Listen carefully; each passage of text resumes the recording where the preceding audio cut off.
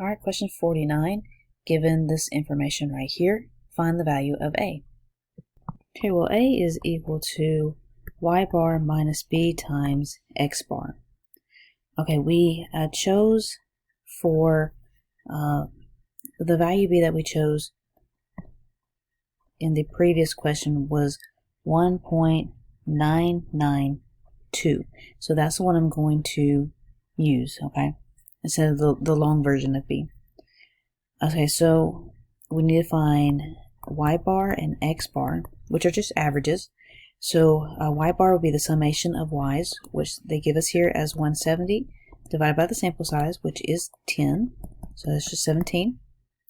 X bar is the summation of x values, okay, 90, divided by the sample size, which is n, so 10. So that's 9. Okay, so then this is going to be 17 minus 1.992 times 9. Okay, what you end up with is A is equal to negative 0.928.